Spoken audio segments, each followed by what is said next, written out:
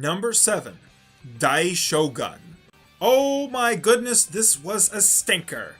Before seeing Dai Shogun, I had never seen a fake boob jiggle before. And now I have. And I wish I hadn't. Just look at this. They took a shot of boobs and used a ripple distortion effect on it, making it look like it jiggled without actually having to animate it. I can do that!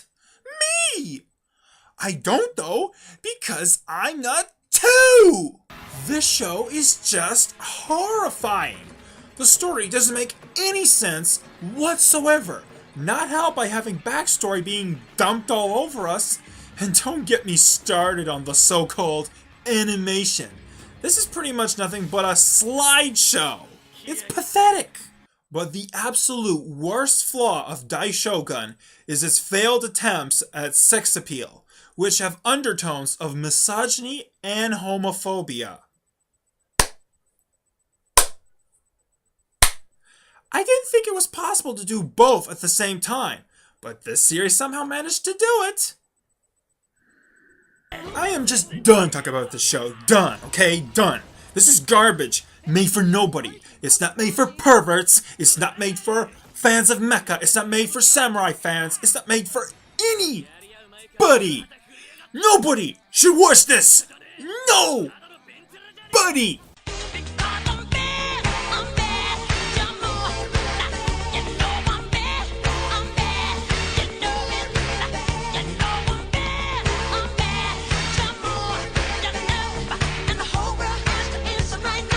Number 6.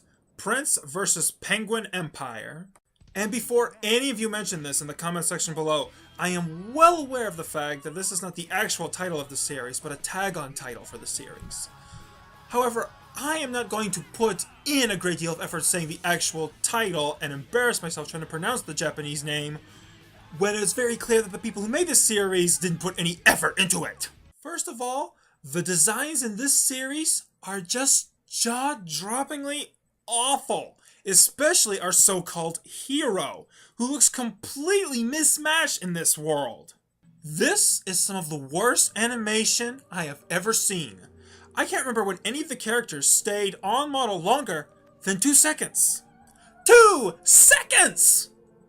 The animation just drags, flops, fails around. It feels like the animators were struggling at every single turn. And the mechs in the series are laughable. They look like unpainted, unfinished skeletons of mechs that would be used in a much better show. It was almost as if the creators just took an unfinished mech design and just went with it. Oh, and our so-called hero gains his powers from groping women. What the heck is this? I'm not even trying. And then we have our villains for this series. A race of boner penguin men. Oh my god. These guys are not funny, and they're not threatening. But you wanna know what's really sad? I sympathize more with these guys than I did with our protagonist. When you make your villains more likable than the hero, you have failed. All I could think about while watching the show was how on earth could something this unfinished get released? And then I learned that it was made by Studio TNK. Who are they, you may wonder? They're the same people who made My Santa and School Days. That explains everything. Some have said that the comedy in the show is repulsive. I disagree. I feel that this is anti-comedy. Comedy tries to make you laugh. Anti-comedy kills laughter. I cannot stress just how god-awful the premise and the writing is in this show. It is just completely and utterly unsalvageable. The only reason why anyone should watch this is for the camp value. For it's so bad it's good. but it's just too insulting to do that. It looks like it was made on the budget of $5 or the yen equivalent. Avoid this trash at all costs. You'll thank me.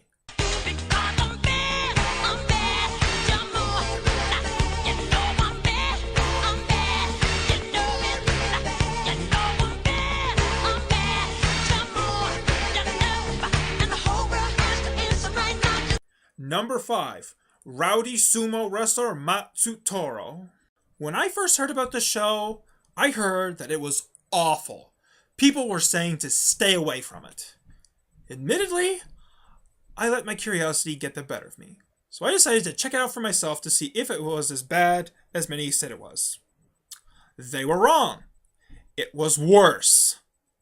Rarely do I see a series that is both so quickly and so universally hated in otakudom. Unfortunately, it deserves every last bit of hate that it gets. Right off the bat, this show is just not nice looking. This is Toei Animation working at their lowest capacity, not helped by the 70s design of the whole series. And the animation is, like Daishogun, pretty much a slideshow. But I'm okay with that. If a show has poor animation, then it can rely on the strength of its writing and characters. Not this time. The protagonist of the series, Matsutoro, is perhaps the most loathsome protagonist I have ever seen in anything. He is impossible to like in any way.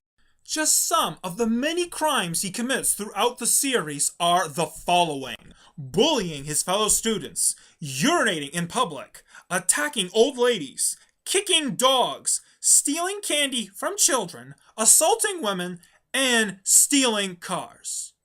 Oh wait, did I say throughout the series? I meant the first episode! Jesus. Now again, I admit I didn't finish the series, but I saw more than I wanted to see. It is just visually and story-wise completely unpleasant. And even if our hero makes a heel turn and changes for the better, so what? Anything he does is an improvement over what he does at the beginning of the show. This... just move on, okay? Let's just move on.